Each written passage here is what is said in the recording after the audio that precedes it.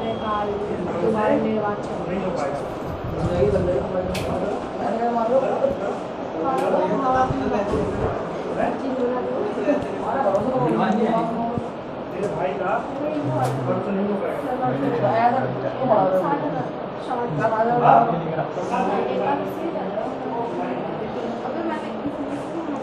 मैंने आप लोगों को पॉलिटिकल साइंस में क्या क्या पढ़ा दिया?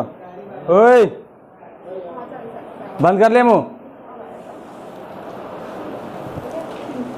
क्या पढ़ा आप लोगों को?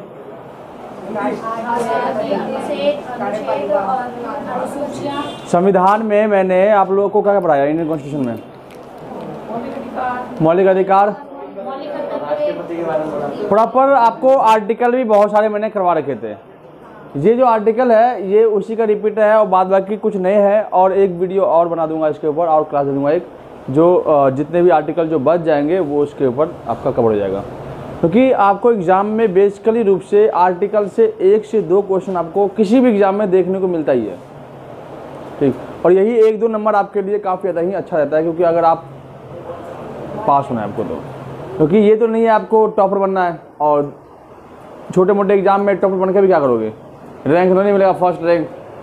दिल्ली पुलिस में तैयारी करो, दिल्ली पुलिस का फर्स्ट रैंक आएगा आपका, चाहे 100 ले आओ, क्या भाई लड़के हैं।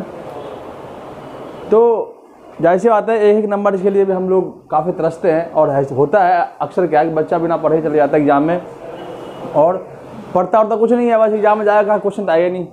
अब भाई तुम क्वेश्चन कैसे आएगा जब तुम्हें पढ़ाई नहीं, तुम्हें तुम्हारी नॉलेज ही नहीं है उस टॉपिक के बारे में, तुम कहाँ से पढ़ोगे?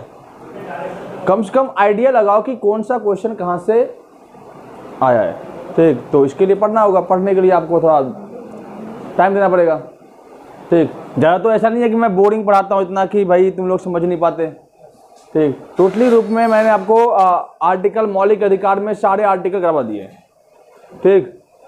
डायरेक्टिव प्रिंसिपल, ठीक, जो डीएसपी आपका है, directive principle of state policy में मैंने आपको सब कुछ करवा दिया। क्या क्या जितने भी आर्टिकल आपके थे उनमें। प्रेसिडेंट में आपके सारे करवा दिए, प्रेसिडेंट का इलेक्शन कैसे होता है, प्रेसिडेंट कौन कौन सी पावर है, ठीक। एक बार आज फिर से रिपीट कर दूंगा इसी में, ठीक। तो जो भी बच्चे वीडियो देखेंगे वो जो है एक बार इन पॉइंटों को नोट करेंगे, ठीक, जिससे कि जो है उनके लिए आगे बेहतर रहेगा। महत्वपूर्ण अनुच्छेदों में देखते हैं कि भारतीय संविधान का जो निर्माण कार्यक्रम शुरू हुआ था वो आपका 1946 से शुरू हो गया था, ठीक, प्रॉपर वे में। उससे पहले ही संविधान निर्माण की मांगे चल रही थी। 1935 का जो अधिनियम पास हुआ था उसके अकॉर्डिंग भारतीय संविधान को बनाया गया। 9 दिसंबर 1946 को भारत संविधान में पहली बार बैठक हुई थी कि भारत का एक अपना संविधान होना चाहिए, ठीक, और इस पर बहस हुई थी संविधान सभा में। लेकिन इस बहस को कोई लीगल रूप से आगे बढ़ाया नहीं। 13 दिसंबर को जब सच्चिदानंद सिन्हा को हटा करके किसको रखा गया? राजेंद्र प्रसाद को और अंबेडकर जी को, और बहुत सारी कमेटियां थी, तब जाकर संविधान निर्माण का कार्यक्रम आगे बढ़ना शुरू हो गया, ठीक। संविधान बनने में आप लोगों को पता होगा 2 साल 11 महीने और 18 दिन का समय लगा कि नहीं लगा, ठीक। तब जाके संविधान बना। संविधान में प्रॉपरली वे में 395 अनुच्छेद है, 22 भाग और 12 अनुसूचियां हैं। ऐसा तो नहीं है कि भाई हम जो अभी रिसेंटली अनुच्छेद है 540, 45 जो भी है 445 वो अनुच्छेद लिखेंगे, जो मूल संविधान में कितने अनुच्छेद है वो लिखेंगे, ठीक। जब संविधान हमारा बन गया था 26 नवंबर 1949 को, तो उस टाइम पे संविधान को लागू नहीं किया गया था। लेकिन क्या संविधान के किसी भी अनुच्छेद लागू नहीं किया? नहीं, संविधान के जो मेन आर्टिकल थे वो उस टाइम पर ही लागू कर दिया था। कब? 26 नवंबर 1949 को रोक के रखा गया, इसलिए क्योंकि 26 जनवरी 1930 की बात आपको याद होगी, ठीक। नेहरू जी ने कहा कि हम जो है अब आज़ाद होंगे 26 जनवरी को, लेकिन नेहरू जी की बात पर जो है संविधान को रोक रखा गया और 26 जनवरी 1950 को इसे लागू किया गया। ये सब चीज़ मैंने बता रखी थी आपको। संविधान में पहली बार संशोधन कब हुआ था? दिसंबर 1940 और 1950 को, ठीक, 51 को, ठीक। इसके बाद क्या जोड़ा गया? जो आपके अनुसूचियाँ 4 अनुसूचियाँ एक्स्ट्रा जोड़ी गई, जो 8 के बाद 12 हो गया, ठीक। 22 भाग तो पहले से थे, ठीक, और कुछ महत्वपूर्ण अनुच्छेदों को लाया गया। इस प्रकार से संविधान को कंप्लीट तैयार किया गया। संविधान बनने में लगभग जो है 60 लाख के लगभग व्यय खर्च हुए थे, ठीक, समझे। और बहुत सारे सदस्यों ने काम किया था, जिनमें आपके प्रांतीय सदस्य भी थे, अंग्रेज भी थे, भारतीय भी थे, सब मिल करके संविधान को बनाया गया। ड्राफ्टिंग कमेटी के चेयरमैन को बी आर अम्बेडकर है, जिसे संविधान निर्माता कहते हैं और इसे संविधान शिल्प के कार्यकर्ता भी कहते हैं। ठीक, राजेंद्र प्रसाद का जो मेन कार्य था वो समिति के अध्यक्ष थे। ठीक, क्योंकि ये पहले देश के राष्ट्रपति भी रह चुके हैं और देश के अंदर राजेंद्र प्रसाद ही एक ऐसे राष्ट्रपति थे जो 2 बार नियुक्त हुए थे। लगातार 2 बार चुनने वाले राष्ट्रपति आपका राजेंद्र प्रसाद ही था। कई बार क्वेश्चन आ जाता है एग्जाम में। ठीक, राजेंद्र प्रसाद जब देश आज़ाद हुआ था उस टाइम पे इन्हें कृषि और खाद्य मंत्री सौंपा गया था। ठीक, फिर बाद में इसे कमेटी चेयरमैन बना दिया और फिर जाकर आपका आगे प्रेसिडेंट के लिए नियुक्ति कर दी। ठीक, इस प्रकार से संविधान निर्माण बनाने में राजेंद्र प्रसाद, नेहरू जी, सरदार पटेल का मुख्य रोल यही था कि प्रांतीय समिति के अध्यक्ष थे। ठीक, इन्होंने सभी चीज़ों को यूनिट को एक किया और एक करके देश को आगे बढ़ाने का काम किया। ठीक, अगर सरदार पटेल नहीं होते तो जो हमारे देश के अंदर 565 रजवाड़े थे उन रजवाड़ों को एक करने में बहुत ही मुश्किलें पैदा होती। ठीक, जिनमें आप लोगों को पता होगा कि इतने स्टेट अलग प्रिंसिपल स्टेट थे उन सबको मिलाया गया और मिलाया कैसे गया तो उनके लिए भी कुछ अलग उन्होंने चाल चली थी। उन्होंने कहा कि हम जो है आपको इंडियन स्टेट मिलाएंगे, आपको भारतीय राज्य मिलाएंगे और आप लोगों को अलग से पेंशन दी जाएगी। आप लोग कमाने की जरूरत नहीं है, आपकी जो संपत्ति ली जाएगी आपकी संपत्ति आपके पास रहेगी, लेकिन आपको ऊपर से हम पैसे भी देंगे। बस आप लोगों को साइन करना हो कि हम भारतीय स्टेट में सम्मिलित है। ठीक, इसके लिए उनको जो है प्रीवी पर्स दिया गया। प्रीवी पर्स के अकॉर्डिंग भारतीय राजा महाराजाओं को पेंशन दी गई। ठीक, हर एक साल जो है उनको भत्ता मिलता था, जिसे 1969 में इंदिरा गांधी सरकार ने इसे खत्म कर दिया गया, जिस कारण से कांग्रेस का विभाजन हुआ था। ये सब पढ़ाऊंगा आप लोगों को बाद में, जब इंडियन डेमोक्रेसी पढ़ाऊंगा ना तब पढ़ाऊंगा। ठीक है, भारतीय लोकतंत्र। तो भारतीय अनुच्छेद में जो है हम पढ़ते हैं 1 से लेकर के कहां तक पढ़ाऊंगा आपको 148 तक मिनिमम। इसके बाद अगली वीडियो में अगला बताऊंगा। ठीक, जो भी बच गया है, ठीक, जो आपके आपातकाल संबंधित अनुच्छेद है उसे भी बताऊंगा जो बचा हुआ है। तो इसमें देखते हैं कि भाग 1 जो हमारा है 1 वो राज्यों के विषय में बताया गया है, भाग 1, और अनुच्छेद जो है 1 से 4। भाग कितने हमारे पास 22 भाग है ना, 12 अनुसूचियां हैं। पहले 8 अनुसूचियां थी लेकिन अब 12 अनुसूचियां हैं, 22 भाग है जिसे हम चैप्टर कहते हैं। ठीक, तो भाग हमारा 1 जो है वो कहता है कि यह राज्यों के बारे में बताया गया। राज्य है, भारत का है, एक राज्य है, स्टेट है। ठीक, और अनुच्छेद 1 से 4 में राज्यों के बारे में वर्णन किया गया। अब कई बार आप लोगों को याद ना रहे कि किस अनुच्छेद में क्या दिया गया है, तो दिमाग में इतना रखना कि जो अनुच्छेद भाग 1 और 1 से 4 जो है ये क्या है, राज्यों के बारे में बताया गया है। अब राज्य से जितने भी क्वेश्चन आएंगे आर्टिकल में, तो 2 आर्टिकल ऐसे होंगे जो उल्टे पुल्टे होंगे, बस 2 में मिसिंग होगा, उसको अब ढूंढना है आपको। 2 आर्टिकल में 1 और 4 पूछ देगा और फिर 8, 9 पूछ देगा। अब बच्चा इन्हीं में कंफ्यूज जाएगा कि भारत में जो है क्वेश्चन आएगा आपका, भारत एक राज्यों का संघ है, ये किस आर्टिकल में कहा गया है। तो अब आपने पढ़ा है कि अनुच्छेद 1 से 4 में ही राज्यों के बारे में बताया गया है, तो इतना दिमाग लगाओगे। 8, 9 तो पहले गलत खत्म हो गया, अब 2 ऑप्शन बचा आपके, इतना दिमाग लगाओगे तो 1 तो पहले ठीक हो जाएगा। ठीक है, तो अनुच्छेद 1 क्या है, भारत राज्यों का एक संघ है। भारत क्या है, राज्यों का एक संघ है। ठीक, क्योंकि यहाँ पे सभी राज्यों को मिला करके एक यूनियन स्टेट बनाया गया। ठीक, और इस पर सेंट्रल गवर्नमेंट राज करता है। 2 प्रकार की शासन व्यवस्था है। ठीक, एक स्टेट गवर्नमेंट की और एक सेंट्रल गवर्नमेंट की। स्टेट गवर्नमेंट पे सीएम राज करता है और सेंट्रल में पीएम राज करता है, लेकिन बड़ा कौन होता है, पीएम, और छोटा होता है सीएम। लेकिन दोनों की शक्तियां जो है संविधान में निहित है। संविधान के विरुद्ध ये लोग कोई काम नहीं कर सकते।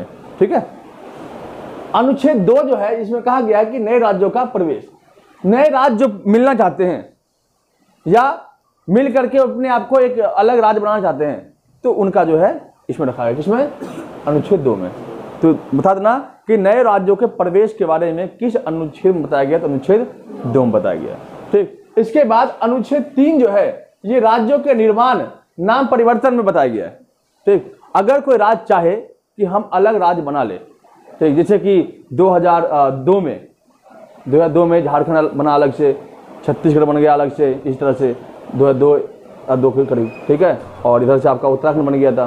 तो बिहार का विभाजन जो हुआ, बिहार का अगर बात करते हैं मेनली रूप से बिहार का विभाजन 3 बार हुआ है। ठीक, ये पहला विभाजन हुआ आपका 22 मार्च 1912 को, जिनमें बंगाल अलग हो गया था, बंगाल को पृथक कर दिया। और 22 मार्च को इसलिए हम बिहार दिवस मनाते हैं और 22 मार्च को हम जल दिवस के रूप में मनाते हैं। ठीक है, ये ध्यान रखना।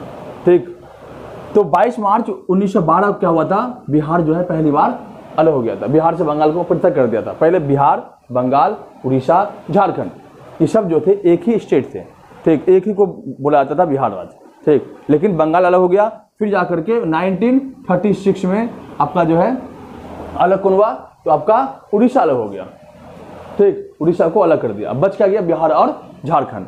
अब 2002 में सन 2000 में झारखंड भी अलग हो गया। अब झारखंड जो अलग हो गया, वो जो दोनों बीच की भूमि बंटवारा हुआ था, 45% भूमि जो है किसके पास गया, झारखंड के पास, और 55% भूमि बिहार के पास रह गया, ठीक है। तो इस प्रकार से बिहार का विभाजन 3 बार हम देखने को हमें मिलता है, कई बार इससे भी क्वेश्चन पूछ देते हैं, ये भी ध्यान रखना, ठीक है। इसके बाद अनुच्छेद 4 कहता है कि अनुसूची 1 और अनुसूची 4 में इनमें बदलाव कैसे किया जाए। अनुसूचियों में चेंज करने की प्रक्रिया को वर्णन किया गया है अनुच्छेद 4 में, ठीक है। तो ये इतना ज़्यादा महत्वपूर्ण नहीं है, ठीक। इसके बाद आपका भाग 2 जो है आपका नागरिकता के बारे में बताता है, और अनुच्छेद 5 से 11, बस इतना याद रखना है कि नागरिक हम भारत के नागरिक है, ठीक, हमारा कर्तव्य क्या है, दायित्व क्या है। इसके अलावा हमें नागरिकता मिलती कैसे है वो बताया गया है। विदेशी लोग यहाँ पे आएंगे, उनको नागरिकता कैसे मिलेगी, अगर हम यहाँ कौन से काम करेंगे कि हमारी नागरिकता खत्म हो जाएगी, कितने साल यहाँ पर रहने पे नागरिकता मिलती है, क्या काम करने पर यहाँ नागरिकता मिलती है, वो सब जो है आर्टिकल 5 से लेकर के 11 बताया गया है। इंडियन सिटीजनशिप, ठीक, सिटीजनशिप के बारे में बताया गया है 5 से 11 आर्टिकल में। और भाग कितना है आपका, भाग 2 है, इतना याद रहेगा। भाग 1 में क्या है, भारत एक राज्य है, राज्यों का संघ है, और भाग 2 में सिटीजनशिप, नागरिकता के बारे में बताया गया है। अनुच्छेद कितना है, 5 से 11। अब अगला जो टॉपिक आपका है भाग 3, ये सब आपको बता रखा मैंने। भाग 3 आपका मौलिक अधिकार है, अनुच्छेद 12 से 35, ठीक, 12 से 35, जिनमें जितने भी महत्वपूर्ण अनुच्छेद आपके हैं, समानता का अधिकार, स्वतंत्रता का अधिकार, शोषण के विरुद्ध का अधिकार, धार्मिक स्वतंत्रता का अधिकार, शिक्षा संस्कृति का अधिकार, ठीक, संवैधानिक उपचारों का अधिकार, ये सब क्या है, ये सब आर्टिकल मैंने करवा रखे आपको। ये आर्टिकल आपको पढ़ना होगा, क्योंकि इससे कई बार क्वेश्चन आता है। जैसे क्वेश्चन पूछ दिया था इस बार जीडी एग्जाम में कई बच्चों के कि अनटचबिलिटी, जो छुआछूत का जो अंत है, वो किस आर्टिकल में रखा गया था, अनुच्छेद 17 में। अनुच्छेद 17 में जो है छुआछूत के अंत के बारे में बताया गया है कि छुआछूत कैसे अंत होगा। और भारतीय संविधान के किस आर्टिकल में यह बताया गया है कि जो शिक्षा का अधिकार है वो हमारा मौलिक अधिकार है, 21A। और 21 क्या है, ओनली फॉर, तो जीवन जीने का अधिकार है, लाइफ ऑफ लिबर्टी है, ठीक है, इनमें कोई कंफ्यूजन नहीं है। इसके बाद भाग 4 आपका कहता है कि भारतीय नागरिक के पास जो है एक तो कानूनी द्वारा जो है मान्यताएं चीजें प्राप्त है, लेकिन राज्य जो है अलग से, जो राज्य जो है जनता के भलाई के लिए नियम बनाए गए उसे कहते हैं DSP, directive principle of state policy, ठीक, DSP, सिंपल भाषा में DSP, directive principle of state policy, ठीक है। अब इसमें कहा गया है कि भारत के अंदर जो है आर्टिकल 36 से 36 से 51 में राज्य के नीति निर्देशक सिद्धांत दिया गया है, अर्थात राज्य का कर्तव्य क्या होना चाहिए, अर्थात एक स्टेट जो है किस प्रकार से जनता के भलाई के लिए काम कर सकते हैं, जिसमें गरीबी को ऊपर उठाना, निःशुल्क शिक्षा की व्यवस्था, बच्चों के लिए भोजन की व्यवस्था, ठीक, जो महिलाएं गर्भवती है उनके लिए पेंशन की व्यवस्था जो देते हैं, ग्राम पंचायत की व्यवस्था, ठीक, नगर निगम की व्यवस्था, कार्यपालिका, शांति, पशु पक्षी, इन सब के बारे में किसने बताया गया है, राज्य के नीति निर्देशक सिद्धांत में। लेकिन इनमें सबसे महत्वपूर्ण आर्टिकल एक है 51A, जो मौलिक कर्तव्य है, और ये भाग 4A में वर्णित किया गया है जब हमारा 42वां संविधान संशोधन अधिनियम पास हुआ था 1976 में, ठीक। तो क्वेश्चन आता है कि किस अमेंडमेंट के अकॉर्डिंग भारतीय संविधान में मौलिक कर्तव्य को जोड़ा गया, फंडामेंटल ड्यूटीज को जोड़ा गया, तो 1976 42 अमेंडमेंट, अर्थात 42वां संविधान संशोधन अधिनियम। कोई दिक्कत इसमें नहीं ना। अब आते हैं हम राष्ट्रपति के बारे में। राष्ट्रपति के बारे में तो मैंने पढ़ाया था, ठीक। राष्ट्रपति के बारे में मैंने फॉर्मूला करवाया था, पकानी कोको दियोदशम, ठीक, पकानी कुका दियो दशम। तो ये आप लोगों को याद होना चाहिए, क्योंकि ये फॉर्मूला है जिससे कि आप लोगों को राष्ट्रपति के सारे आर्टिकल आपको याद हो जाए। राष्ट्रपति के मेन आर्टिकल 2 याद हो जाए आपको, एक आपका आर्टिकल 61 और एक आपका आर्टिकल 72। यही क्वेश्चन आता है, और कहीं से आपको क्वेश्चन आता है, लेकिन पढ़ना आपको फिर भी सब है। जैसे क्वेश्चन आ गया कि राष्ट्रपति के पद के बारे में किस आर्टिकल में वर्णित किया गया है, तो मैंने यहां लिखा रखा है 52। ठीक, इस प्रकार से 52 है, 53, 54, 55, 56, 57, 58, 59, 60, 61। 61 के बाद 72, 85, 123, 143। मतलब ये सब क्या है, राष्ट्रपति के पद, राष्ट्रपति के बारे में बताया, पद नहीं, राष्ट्रपति के बारे में बताया गया। राष्ट्रपति का कार्य क्या है, शक्तियां क्या है, नियुक्ति कैसे होती है, शपथ कैसे लेते हैं, इनको बर्खास्त कैसे किया जाता है, इनके पास कौन सी पावर है, ये सब हमारे इसी आर्टिकल में वर्णित है। जैसे कि अनुच्छेद 52 कहता है कि राष्ट्रपति का एक पद होगा, है ना, राष्ट्रपति का एक पद है। ऐसा तो नहीं है राष्ट्रपति का पद नहीं है, राष्ट्रपति नाम का देश का के अंदर एक पद है, और राष्ट्रपति का पद सबसे सर्वोच्च होता है, क्योंकि देश का पहला नागरिक राष्ट्रपति होता है। कई बार यह मत कहना कि देश का पहला नागरिक प्रधानमंत्री होता है, या हम होते हैं। देश का पहला नागरिक राष्ट्रपति होता है। क्या राष्ट्रपति के पास जो शक्तियां हैं, क्या वो वास्तविक शक्तियां हैं? नहीं है, उसके पास शक्तियां नाम मात्र की है। ठीक, समझे, नाम मात्र की इसलिए है क्योंकि राष्ट्रपति का चुनाव जनता नहीं करती। चुनाव कैसे होता है ये मैंने आपको बता दिया। लोकसभा, राज्यसभा, राज्य विधानसभा के सदस्यों को मिला करके इलेक्शन होता है, और फिर जाकर के इसका चुनाव किया जाता है, जिनमें दिल्ली और पुडुचेरी के भी सदस्य जो है भाग लेते हैं। अब कहोगे ये क्या है, ये भी बताया था मैं आपको कि भारत के अंदर 8 यूनियन टेरिटरी है, जिनमें दिल्ली और पुडुचेरी जो है एक ऐसा यूनियन टेरिटरी है जिसके पास अपना एक विधान सभा है नहीं, है ना, लेकिन अदर यूनियन टेरिटरी में नहीं है। ऐसा क्यों है कि देखो, अब यूनियन टेरिटरी को के अंदर जो है शासन मेनली रूप से करता कौन है, एक तरह से गवर्नर करता है, जिसे हम एंटर्नी जनरल कहते हैं। ठीक, गवर्नर शासन करता है। आप कहोगे अंडमान निकोबार पे सीएम राज क्यों करता, तो पॉलिसी है कि जिस राज्य की जनसंख्या कम होगी, जहां भीड़ भाड़ कम होगा, वहां एक गवर्नर ही उस राज्य को संभाल सकता है, उस यूनियन टेरिटरी को। लेकिन दिल्ली और पुडुचेरी की जनसंख्या इतनी अधिक हो गई कि यहाँ के सरकार की जो समस्या इतनी बढ़ गई, पानी की समस्या, बिजली की समस्या, ठीक, महंगाई की समस्या, पॉल्यूशन समस्या, गली की समस्या, लाइट की समस्या। तो अब ये पीएम एंटर्नी जनरल थोड़ी करेगा, पीएम देखेगा उधर की और एंटर्नी जनरल उधर देखेगा कि यहाँ पे देखेगा, दिल्ली की समस्या को देखेगा। तो कहा कि दिल्ली और पुडुचेरी में अलग से एक विधानसभा बनाया जाए और यहाँ नॉर्मल रूप से यहाँ पे इलेक्शन करवाया जाए। लेकिन दिल्ली के अंदर इलेक्शन के बाद जो सीएम बनेगा उसके पास केवल देश के अंदर, राज्य के अंदर कानून बनाने का अधिकार है राज्य के अंदर, लेकिन उसके पास उनके पुलिस उसके पास नहीं होगा। लेकिन जैसे दिल्ली पुलिस है, लाइक दिल्ली पुलिस में देखते हैं कि दिल्ली पुलिस सीएम का नहीं है, वो किसका है, अमित शाह का, गृह मंत्री के अंदर होता है, अर्थात पीएम के अंदर काम करता है वो। ठीक, तो दिल्ली के अंदर क्राइम बढ़ता है, इसका जिम्मेदार जो है केजरीवाल नहीं है, जिम्मेदार कौन है, दिल्ली पुलिस सरकार।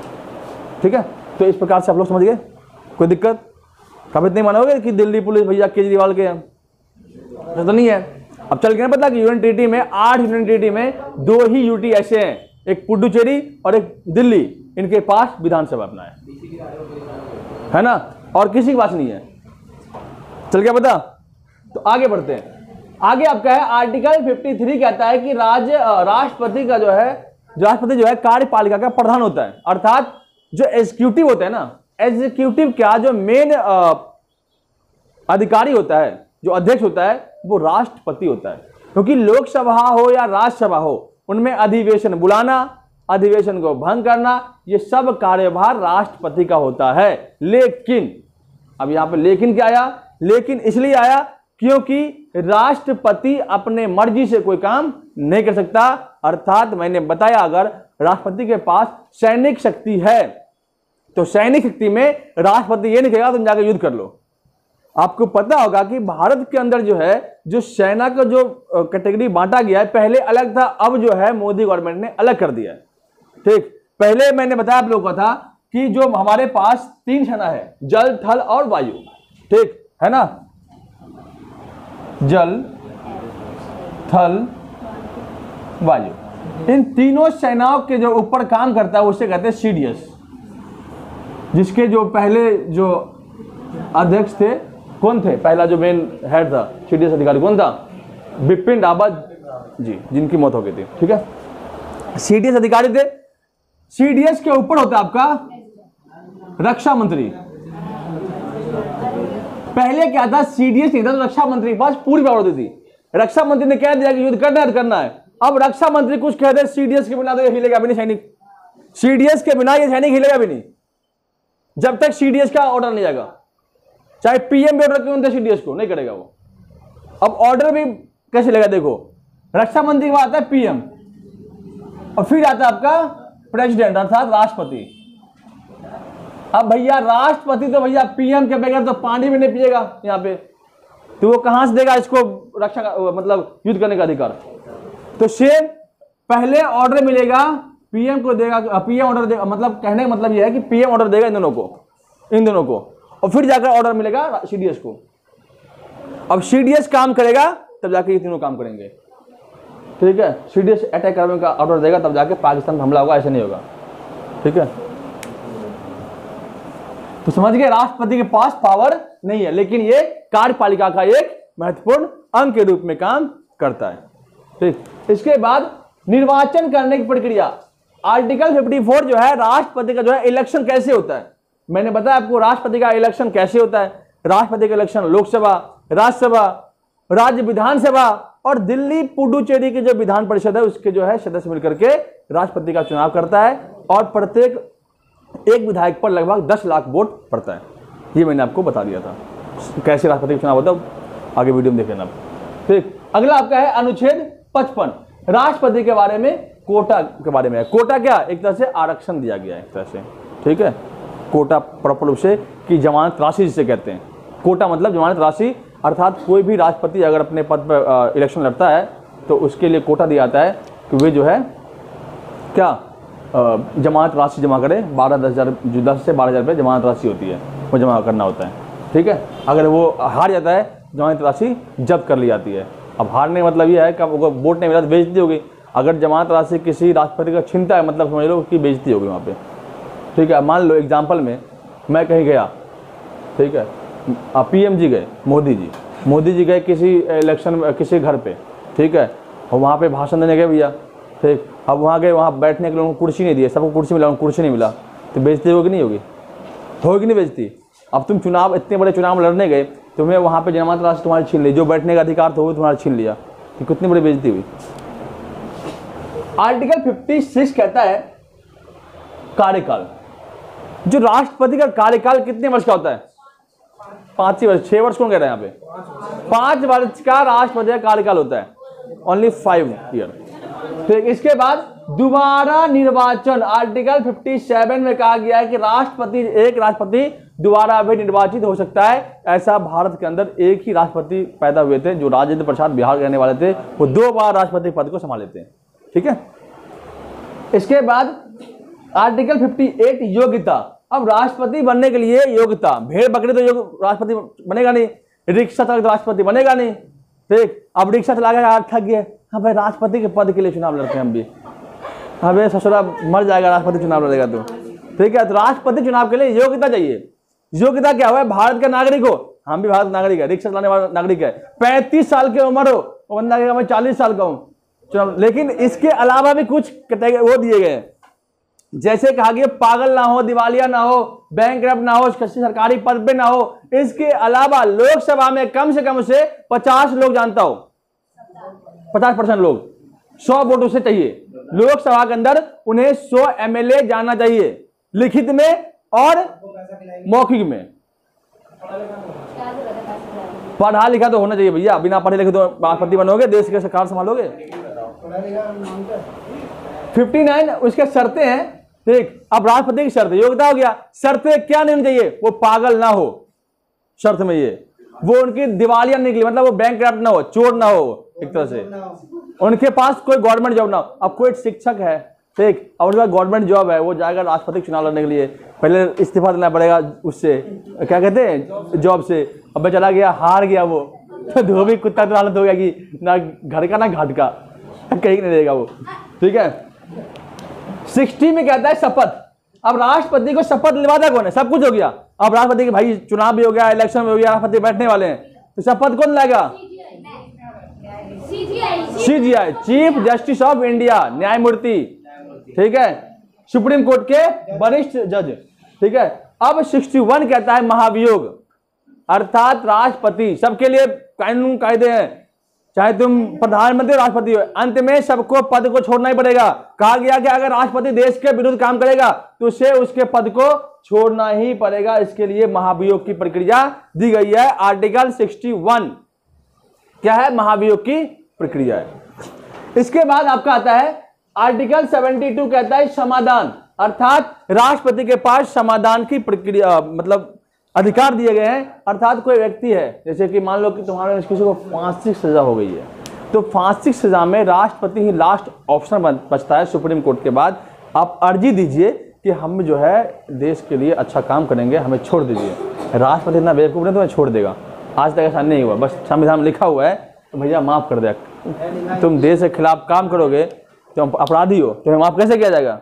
संविधान में बस दिया गया। ऐसा होता है कभी कि तुम जेल में रहकर अच्छे काम कर लिए, जब तुम्हारी फांसी की सजा हुई तो राष्ट्रपति ने तुम्हारे देखा अच्छे काम कारनामे हैं, तुम्हारे लोग सपोर्ट कर रहे हैं, तुम्हें लोग के बारे में पूछा जाएगा, तुमसे वोटिंग होगी, फिर तुम्हें रोज छोड़ दें। राष्ट्रपति ऐसा नहीं आंख बंद करके साइन कर देगा, हाँ भाई छोड़ दो इसको, ठीक है, उसके बाद को लग रहा है इसको।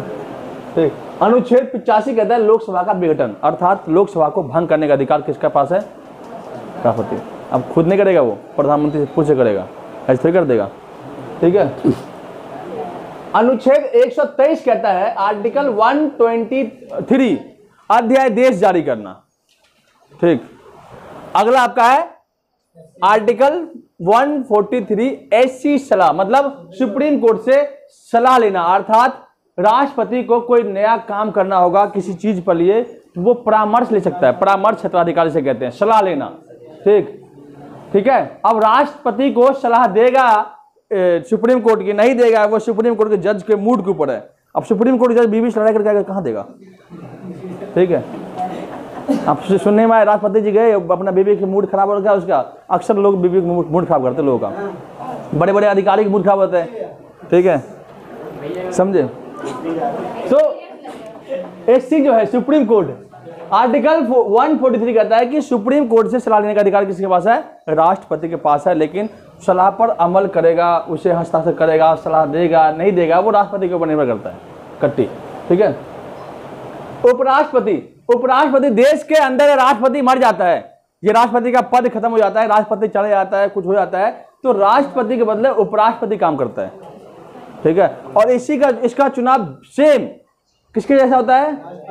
राष्ट्रपति के जैसा होता है। तो अनुच्छेद 63 और 64 याद करने की जरूरत नहीं है ना। 63 में क्या है? पद, और 64 में राज्यसभा का सभापति होता है। अर्थात राज्यसभा में अगर राष्ट्रपति अवेलेबल नहीं है तो उस अनअवेलेबल के टाइम में उपराष्ट्रपति जो है वहां पे कार्यभार संभालेगा। क्लियर? कोई दिक्कत नहीं। अब आते हैं मंत्रिपरिषद, अर्थात प्रधानमंत्री। ये तो भैया बहुत खतरनाक है। प्रधानमंत्री जी के बारे में 2 ही अनुच्छेद है। कहा कि हम इतने अनुच्छेद क्या करेंगे, हम राष्ट्रपति हो रही है, तो कहा कि मेरे पास एक ही काम, मेरा पावर है तो मैं सब कुछ हूं, सारा आर्टिकल तो मेरे पास ही है। ठीक, तो अनुच्छेद 74 कहता है मंत्रिपरिषद, जितने ही मंत्रीगण है, मंत्रिमंडल, जैसे कि कुतुबुद्दीन ऐबक ने 40 दलों का समूह बनाया था, जिसे बलबन ने खत्म कर दिया था। कहा ना रहेगा बांस ना बाजेगी बांसुरी, हटाई दिया। इस तरह से मंत्रिपरिषद है, और मंत्रिपरिषद है तो प्रधानमंत्री है, क्योंकि पावर तो भैया मंत्रिपरिषद का भी है, पास है। ठीक, क्योंकि वोट तो उसी को मिला है, थोड़ी पीएम वोट मिला है। ठीक, तो एमएलए, ठीक, एमपी, मेंबर ऑफ पार्लियामेंट। ठीक है, इसके बाद आपका प्रधानमंत्री, आर्टिकल 75 जो है प्रधानमंत्री के बारे में बताया गया है कि प्रधानमंत्री का काम क्या होता है, इनकी शक्तियां क्या है, पावर क्या है, ठीक, कैसे काम करता है प्रधानमंत्री देश के अंदर, ठीक, और इनके क्या क्या कर्तव्य होते हैं वो बताया गया है। अब आता है संसद। ठीक, अब सब कुछ तो पढ़ लिया, राष्ट्रपति पढ़ लिया, प्रधानमंत्री पढ़ लिया, उपराष्ट्रपति पढ़ लिया, अब थोड़ा संसद देख लें, क्योंकि सब इसी के अंदर बैठते हैं। ठीक, अब यही रहेगा तो काम कैसे करेंगे? अब तो फील्ड में बैठकर काम तो करेंगे ना, इंडिया के बगल में बैठ करके। तो संसद, अब संसद में आर्टिकल 79 कहता है कि भारतीय संविधान में अनुच्छेद 79 के अंतर्गत संसद के बारे में बताया गया, अर्थात पार्लियामेंट के बारे में बताया गया है। ठीक, देश के अंदर एक संसद होगा। अनुच्छेद 80 कहता है राज्यसभा, और अनुच्छेद 81 लोकसभा। ठीक, अनुच्छेद 80 क्या कहता है? राज्यसभा के बारे में वर्णन है, अर्थात राज्यसभा के अंदर सदस्यों की संख्या कितनी है? राज्यसभा में सदस्यों की संख्या कितनी है? 245 अधिकतम। और राज्यसभा में, लोकसभा में कितना है? लोकसभा में 200, अरे यार, राज्यसभा में 245 और लोकसभा में 545 था, अब नहीं है, अब है 543, क्योंकि दो जो है एंग्लो इंडियन का पद जो है खत्म कर दिया गया है। वैसे अगर देखा जाए तो राज्यसभा में 236 करीब मेंबर है, इनमें भी जो है 12 मेंबर को जो है राष्ट्रपति जो है मनोनीत करता है, जो कला विज्ञान के क्षेत्र में बहुत बड़े काबिल होते हैं, उन्हें नियुक्त करते हैं 12 सदस्यों को। तो राज्यसभा के अंदर कितने सदस्यों को मनोनीत करने का अधिकार राष्ट्रपति को? 12 सदस्यों को मनोनीत करने का अधिकार है। वो व्यक्ति कौन होते हैं? वो व्यक्ति कला और साहित्य विज्ञान के क्षेत्र में काफी ज्यादा ही निपुण होते हैं। कोई दिक्कत नहीं। आगे आते हैं, आर्टिकल 80 हो गया, 81 भी हो गया। अनुच्छेद 100, संसद में मतदान। अब संसद में वोट को डालेगा, लोकसभा के मेंबर डालेंगे, राज्यसभा के मेंबर डालेंगे, वही डालेंगे ना। अब तो बाहरी लोग डालेंगे। अब राष्ट्रपति चुनाव होगा, कौन डालेंगे वोट? ठीक। अगला है अनुच्छेद 105, संसद के सदस्यों की शक्तियां। अब जितने भी मंत्रिमंडल है उनके पास शक्तियां होती है। गृह मंत्री के पास शक्ति नहीं होती है क्या? रक्षा मंत्री के पास शक्ति होती है, तो सबकी पावर है। जैसे प्रधानमंत्री के पास पावर, उनके पास पावर, लेकिन इनके पावर थोड़े कम होते हैं। ये प्रधानमंत्री पूछे काम करते हैं, जो भी करते हैं। आर्टिकल 108 कहता है कि संयुक्त अधिवेशन, अर्थात कई बार लोकसभा और राज्यसभा में विवाद हो जाता है, तो राष्ट्रपति दोनों कह रहे, दोनों आमने सामने दोनों को बैठाता है और दोनों की संयुक्त अधिवेशन में जो भी विवाद के कारण होते हैं उनको समझते हैं और उनके ऊपर विचार करते हैं। ठीक है, तो संयुक्त अधिवेशन बुलाने का अधिकार किसके पास है? राष्ट्रपति के पास है, जब कोई विपत्ति आती है तब। अनुच्छेद 110 कहता है धन विधेयक। ठीक, धन विधेयक केवल लोकसभा में पास होगा, आपका राज्यसभा में पास नहीं होगा। तो धन विधेयक के बारे में किसने बताया गया है? 110 में। ठीक, इसके अलावा वित्तीय विवरण, वार्षिक वित्तीय विवरण जो है, हर एक साल वित्त जो पास होता है, ठीक, हर एक साल, प्रत्येक साल वित्त पास होता है। अभी फाइन पास होता, वित्त पास नहीं होता अभी।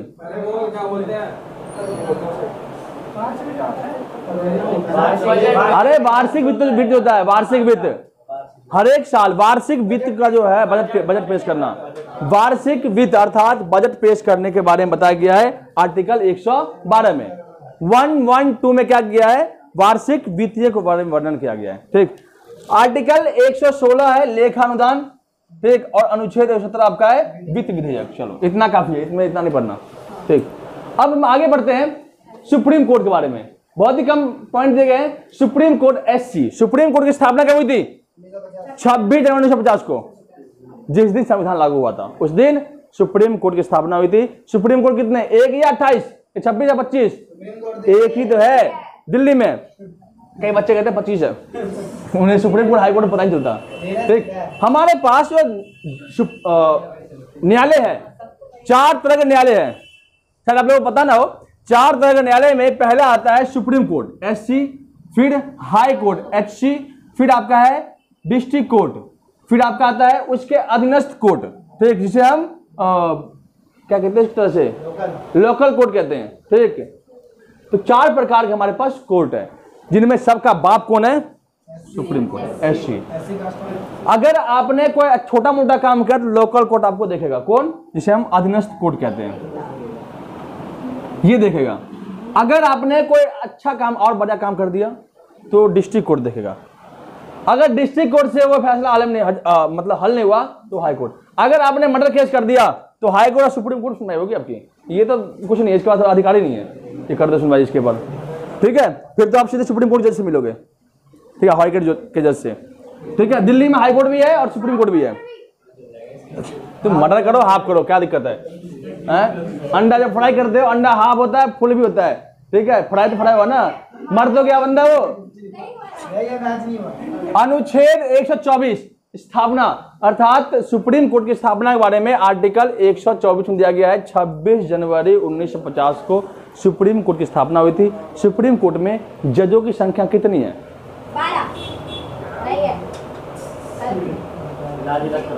32 जज है और एक मुख्य न्यायाधीश है, जिसे CJI कहते हैं, चीफ जस्टिस ऑफ इंडिया।